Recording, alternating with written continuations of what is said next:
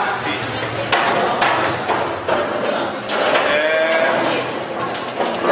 A camada de enlace está associada a duas identificações. Vocês lembram quais são essas identificações?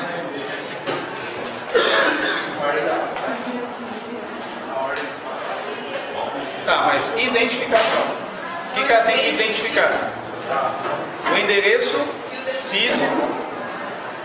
físico, que está ligado ao equipamento, e o endereço lógico, que está ligado à rede, ao processo de encontrar o caminho na camada de rede. Então a camada de enlace une o endereço físico com o endereço lógico. Esse endereço físico também chamado de MAC, okay? É um endereço em hexadecimal, onde você tem 6 identificadores para identificar o fabricante e os outros 6 elementos para identificar a sequência do fabricante. Resumindo, é o endereço físico da placa de rede, tá? MAC address, o endereço do dispositivo, do hardware. Então, teoricamente, cada placa de rede, interface de rede, ou NIC, alguns nomes que a gente vai usar, a gente também vai falar device, diversas aí nomenclaturas para falar que é o dispositivo de rede, ou a interface que liga aquele equipamento, aquele host, a um meio na rede. Então pode ser rede sem fio, pode ser rede cabeada. Então esse MAC, teoricamente, não repete. Os fabricantes têm esse identificador e à medida que vão desenvolvendo, cada placa vão colocando a parte sequencial. Por que eu falo que teoricamente não repete? Porque as placas piratas, elas podem ter MACs repetidos. Já teve sorte? Quando você tem muita sorte, você coloca a rede para funcionar e tem um endereço repetido. É muito comum quando você compra essas plaquinhas de rede que custam hoje R$12, R$15, R$20. E alguns drivers, ou seja, na verdade você vai ter um software básico naquela placa, naquele circuito, e os mais conhecidos, né, que já se tornaram padrões conhecidos pela indústria, você pode ter esses identificadores repetidos. Mas você também pode ir no sistema operacional e mascarar esse endereço físico, dizendo que ele tem outro endereço na verdade. Você pode fazer isso também. Tá? É possível que você, através do sistema operacional, faça uma redefinição do endereço físico daquele dispositivo. E ainda nos drivers virtuais, quando você tem uma interface virtual, comum quando você instala, por exemplo, o software de virtualização. A gente vai falar mais sobre virtualização, teremos práticas em ambiente virtualizado, mas você pode instalar um software que emula uma placa de rede. E essa placa de rede vai ter um endereço que também pode repetir.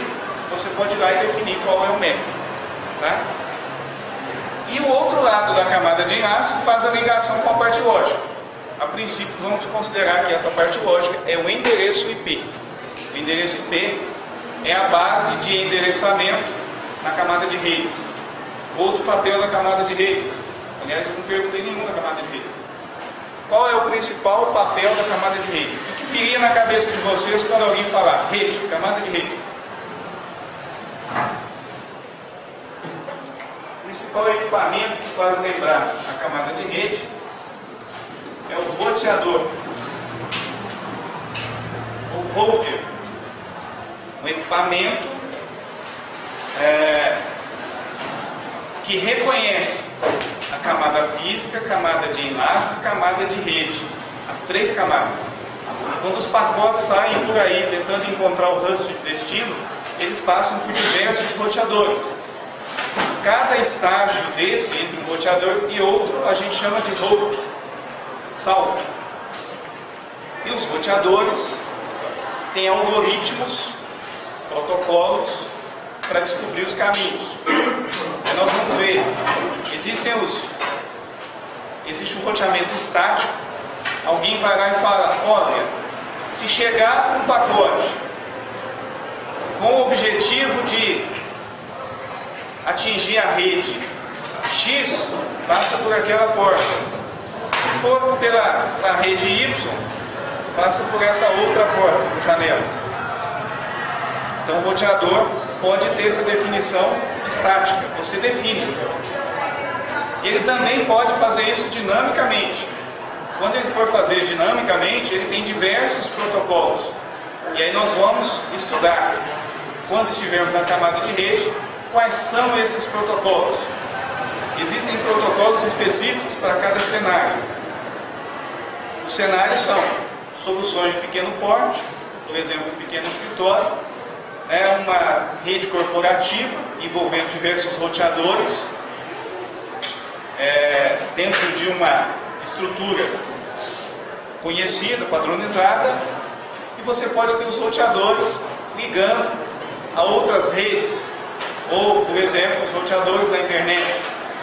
Então esses roteadores, em alguns locais, vão ter que suportar milhões e milhões de rotas, ou seja, eles têm que responder por diversas conexões, passagens de pacotes.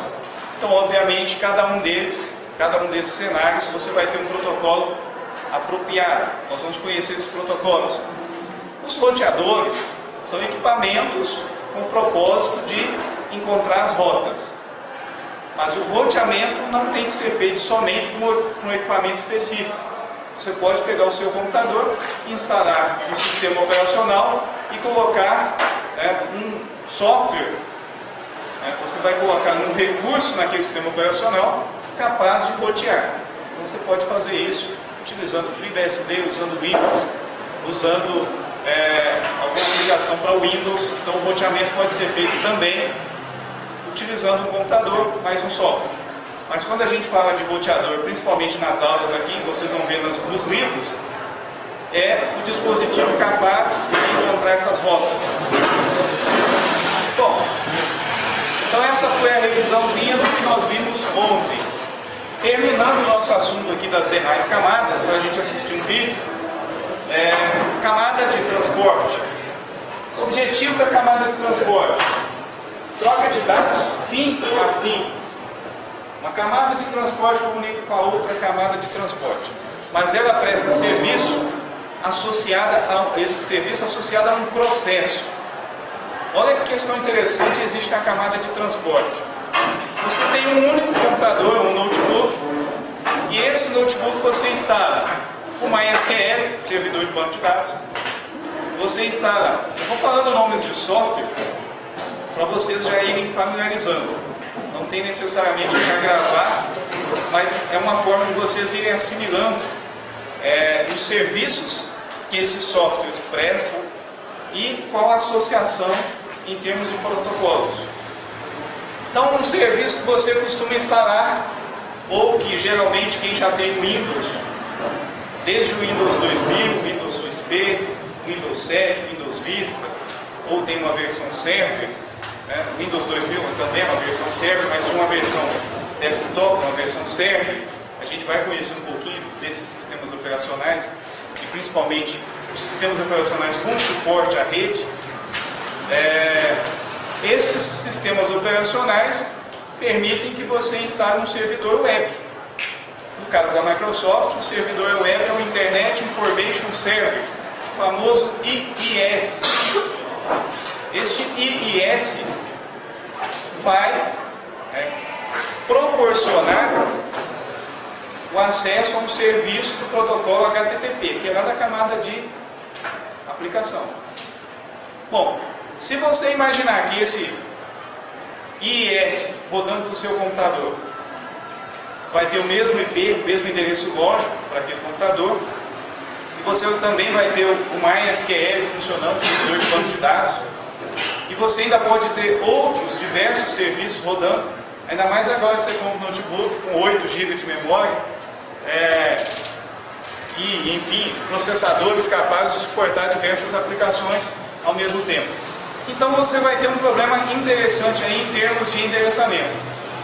Como é que eu vou mandar um pacote entre um computador e outro, e esse pacote, quando chegar no computador de destino, vai entregar a informação exatamente para a aplicação que precisa dele.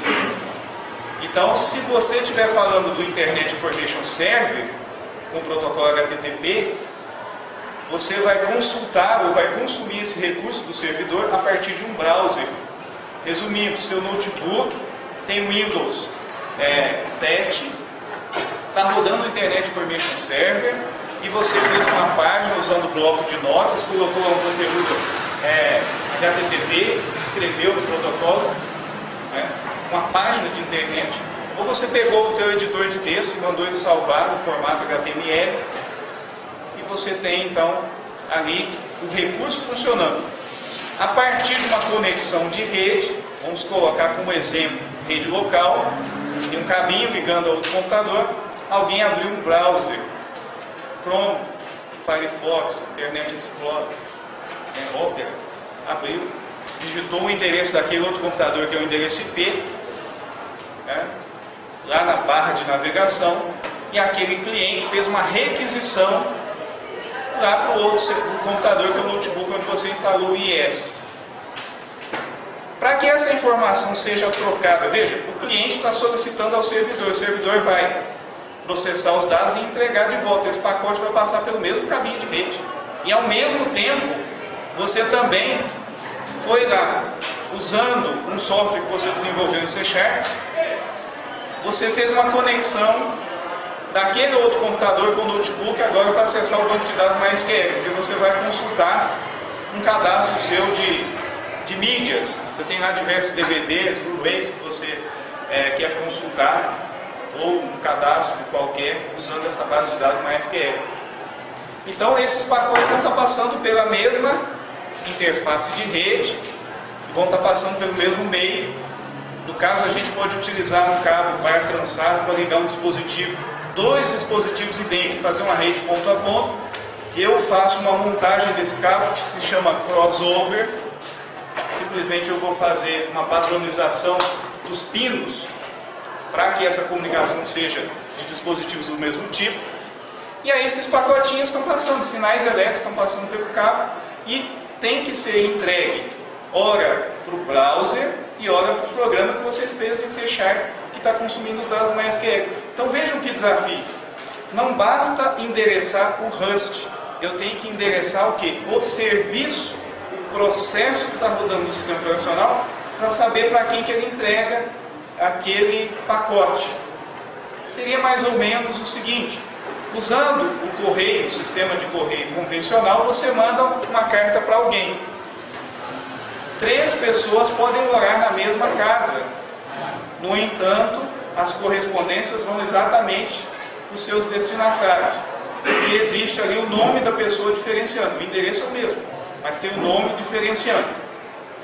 Em termos de camada de transporte, a diferenciação não é por um nome, mas é por uma porta.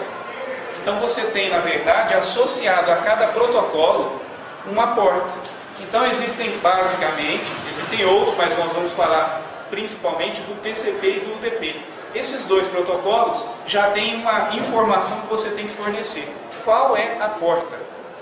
Então existe uma padronização dessas portas e esse é o processo mais importante que a gente vai estudar na camada de transporte.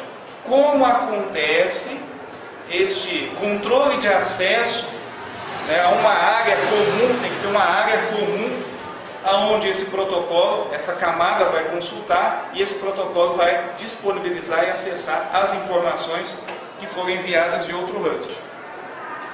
Então ele faz o quê? Estabelece e libera a conexão de transporte. Vejam que interessante. Quando eu falo de camada de transporte, o objetivo é definir todas as regrinhas para que os pacotes sejam transmitidos de um equipamento para outro. E além disso, eu tenho uma questão importante, porque pode ser que essa transmissão seja controlada e pode ser que ela não seja controlada. Para você saber disso, basta escolher o protocolo. Se o protocolo for TCP, você tem um controle de conexão. Se for UDP, não tem controle de conexão. Você simplesmente envia os dados.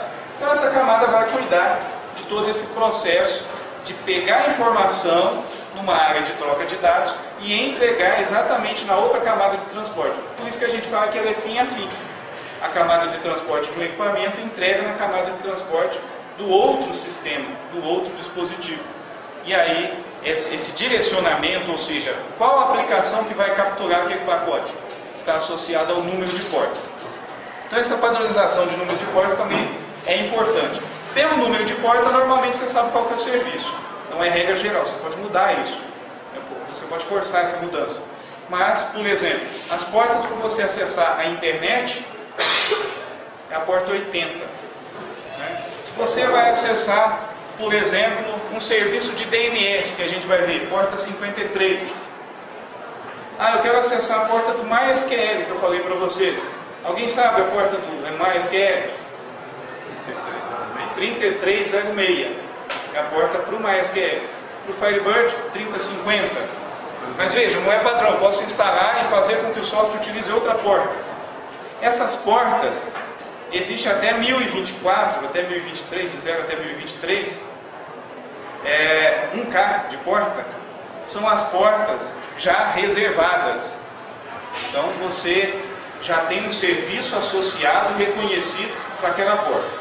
As demais portas até 49.000 e alguma coisa, a gente tem endereçamento de porta 64K, então 65.667, uma coisa assim, número de portas que você pode endereçar. As portas até 49.000 e alguma coisa, a partir de 1024, elas precisam ser registradas. Por quê? Ora, porque senão você vai utilizar uma porta e pode entrar em conflito com a porta que o outro software está utilizando. Um exemplo, então, de conflito de porta seria o seguinte: eu coloco o meu MySQL para funcionar na porta 3306 e programo um outro software que utiliza outra porta para também usar a 3306. A camada de transporte vai entregar na porta. No entanto, o conjunto de dados que vai chegar é diferente. Seria mais ou menos o seguinte. Então existe lá, eu sempre esqueço, quando está todo mundo estudante, mora na mesma casa, como é que chama? República. Você está lá na República e tem um gringo no meio. Então o gringo, vamos pensar que ele é um gringo oriental e que os outros são todos ocidentais, são todos brasileiros os demais. E ele recebe a correspondência da família dele. Só que, por acaso, alguém confunde ou coloca o nome dele, o sobrenome, fala que ele é o aluno, não identifica exatamente, e ele, aquela carta que foi endereçada para ele, um brasileiro abre. Então ele abre e não entende. Ele não vai conseguir, porque ele não está tratando o mesmo protocolo de comunicação. Em camada de aplicação é outro protocolo, mas a camada de transporte vai entregar. Então, conclusão, quando você força a barra e coloca uma porta diferente, que dois softwares diferentes tentam conectar, um que entende e outro que não entende, você já começa a ter um problema que geralmente é tratado pelo sistema operacional. Ele emite uma mensagem para você, olha assim, olha, conflito na utilização de porta. Você está tentando rodar dois programas que utilizam a mesma porta. Os números de portas podem ser os mesmos, tanto para o protocolo TCP quanto UDP. Então, pela porta, não dá para saber se é TCP ou se é UDP.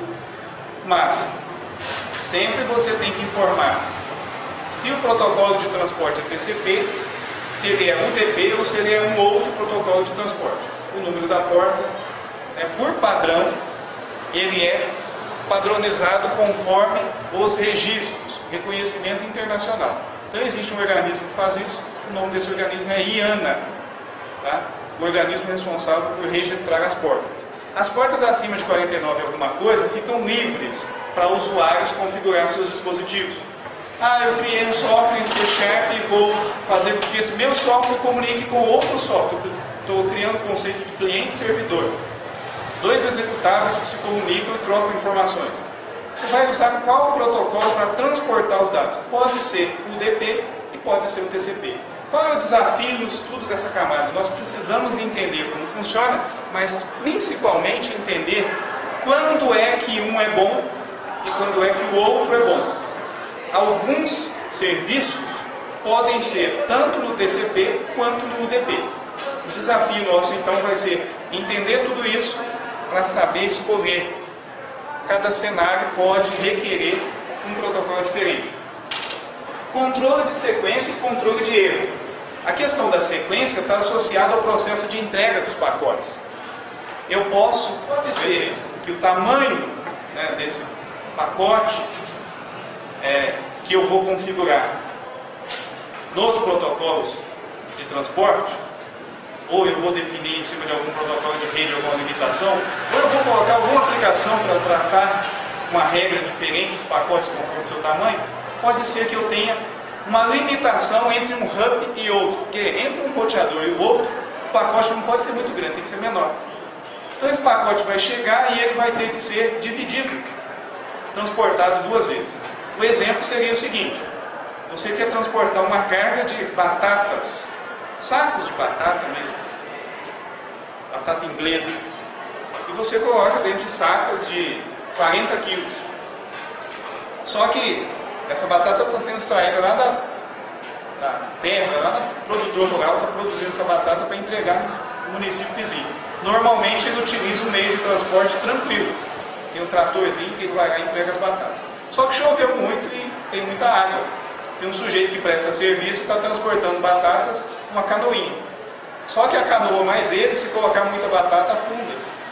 Então vai acontecer o seguinte: chega um saco de batata muito grande, ele vai lá, pega sacos menores, divide, cada carga de saco de 40 quilos ele divide em dois de 20 quilos para ele transportar. É mais ou menos a mesma coisa que acontece no transporte de dados entre os roteadores.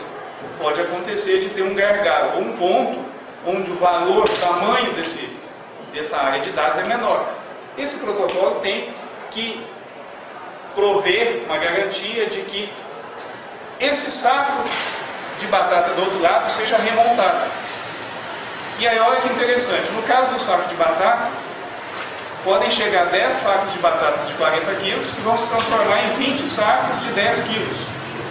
E a ordem que você vai utilizar para juntar esses sacos de batata pode ser qualquer uma. Só que no caso do transporte de dados não pode ser qualquer uma. Por isso que ele tem que fazer controle de sequência. Quando os pacotes forem quebrados, ele tem que juntar fragmentos corretos, sequencializados desses dados.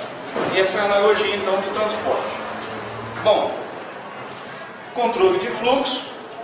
Pode ser que você tenha problemas associados também ao tempo, ou à capacidade de processamento desses pontos.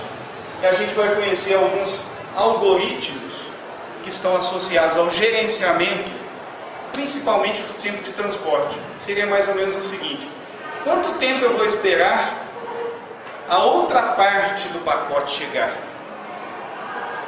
Se eu tiver, por exemplo, uma rajada de dados. O que é uma rajada de dados?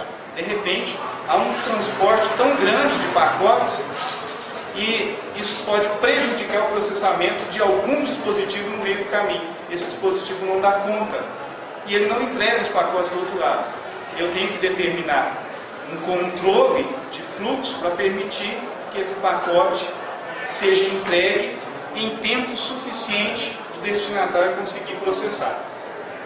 Segmentação, blocagem e concatenação está associada a esse processo de quebra, né, e concatenação, junção de novo desses pacotes. Além disso, essa camada ainda auxilia monitorando a qualidade do serviço, né? Esse serviço, ele precisa ser, né, esses problemas que podem ocorrer associados à qualidade do serviço precisam ser reportados para a camada de sessão, que a camada de sessão pode fazer o seguinte: olha, está sendo enviado aí um conjunto de pacotes, porém um pacote se perdeu. Então, dos últimos 20 pacotes, você vai me mandar a partir do 12º. O que seria isso? Você colocar um controle, porque quando você descobre o erro, você consegue identificar qual é o grupo de pacotes que tem o erro. Senão você tem que pedir toda a informação de novo. seria mais ou menos o seguinte: para você não perder muito tempo enviando o arquivo inteiro de novo, a camada de sessão notifica que durante a transmissão de um determinado bloco do arquivo houve falha. Não precisa mandar o arquivo de novo, manda só o bloco que está com falha, porque ele vai ser remontado. Então essa camada permite, né, a camada de sessão fazer este controle a partir do monitoramento dessa qualidade. Ele gerencia, esse gerenciamento também está associado a praticamente o monitoramento que eu disse. E existem aqui algumas classes quanto à conexão. Como a gente ainda não estudou conexão, ainda não vou me preocupar com essas classes que são numeradas de 0 a 4 para falar de conexão. Mas quando se fala em conexão, camada de transporte está associado ao protocolo TCP.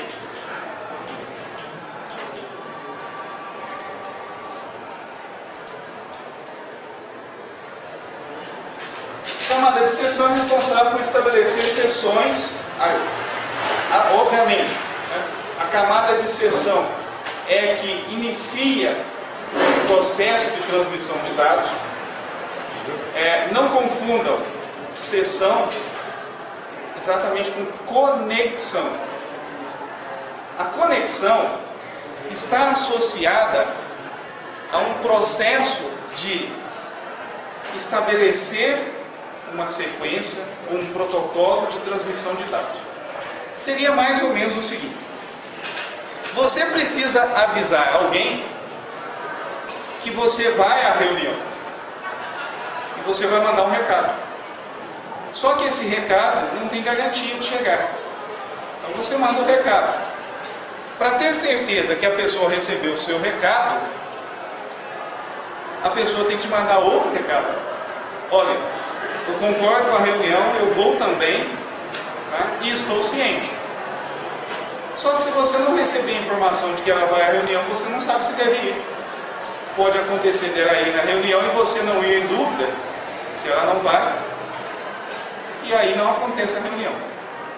Você poderia dizer o seguinte: então tá bom, eu mando o aviso que vai ter reunião, a pessoa confirma que recebeu o aviso, tá? E assim eu fico tranquilo, posso ir à reunião se a pessoa aceitar.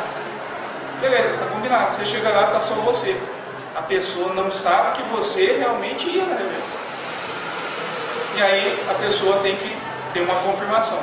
Então você manda um aviso que vai ter reunião, a pessoa confirma e você manda um outro comunicado informando: olha, eu estou ciente de que você vai à reunião, agora nós dois podemos ir. Então esse processo chamado de handshake, tá, é estabelecido na camada de transporte. Isso é que eu chamo de conexão. A camada de sessão, ela estabelece um outro processo. Considerando que já existe uma conexão, eu posso iniciar uma sessão para transferir dados. Então a sessão, ela está associada a um processo que inicia uma sequência de ações e tem também um gerenciamento de quando essas ações vão ser encerradas. Além disso, ela presta algum serviço. Gerenciar os diálogos. O diálogo seria mais ou menos o seguinte: olha, nós vamos usar... Pessoal, voltando aqui à analogia da batata, que é interessante, conforme eu falei, em uma área que foi inundada, é aqui que passava o tratorzinho do seu José que levava as batatas, e agora tem um prestador de serviço que usa um barquinho para transportar as batatas.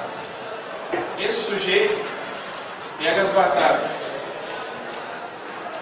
Vou colocar que as batatas estão aqui. Ele pega as batatas e envia para lá. Bom, considerando o fluxo, você tem transmissão de dados num sentido só. Simplex. Okay?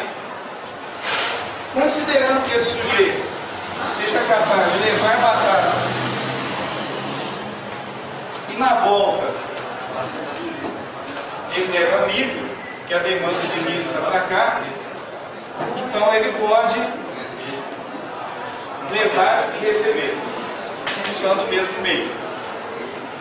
Bom, vamos imaginar então que para não ficar manuseando sacos de batata e cestos de milho, que transporta milho usando cesto, ele combina o seguinte: olha, durante 1 hora eu vou transportar batata e durante a outra hora eu vou transportar milho. Pode ser dessa forma. Considerando que é dessa forma, precisa existir um controle de quando é que ele está transportando num sentido e quando é que ele está transportando no outro sentido. Então, existe esse conceito de token. O que é esse token? É um identificador para saber, olha, eu estou enviando dados de A para B, eu estou enviando de B para A. Esta camada de seção, ela cuida disso. O que aconteceria com o programador se ele tivesse que fazer um programa para comunicar com um outro sistema e não existisse a implementação da seção? Ele teria que ficar cuidando, olha, será que está enviando os dados? Aí verifica lá se o buffer, se o vetor, se a variável está enviando ou não. Se estiver enviando, aí o outro não pode estar em uso, porque eu estou utilizando uma comunicação que eu preciso utilizar só para enviar ou só para receber, o famoso half duplex. Então, graças a esse serviço da camada de seção, quando você fizer uma conexão usando lá o C# para trocar informação com o servidor, você não tem que se preocupar se aquela comunicação está acontecendo de modo simplex, half duplex, né, ou full duplex.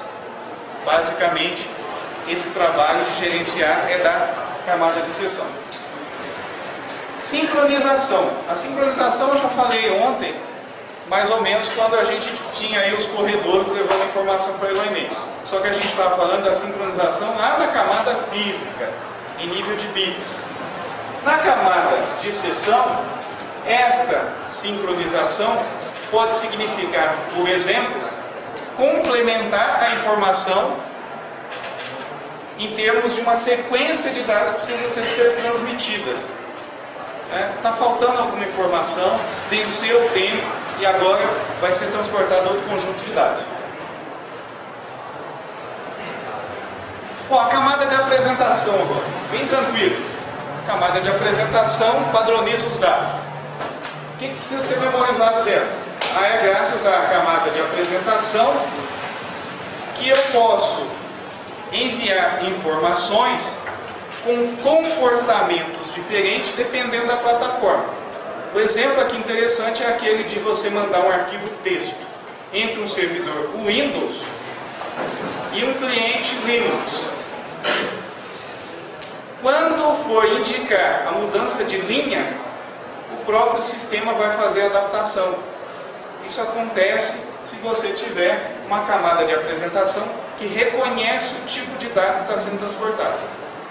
Isso resolve uma série de problemas de protocolo para a apresentação dos dados. Então, essa camada de apresentação, alguns protocolos que a gente tem. O protocolo do formato de arquivo, JPEG, GIF, arquivo texto, arquivo binário qualquer, um executável.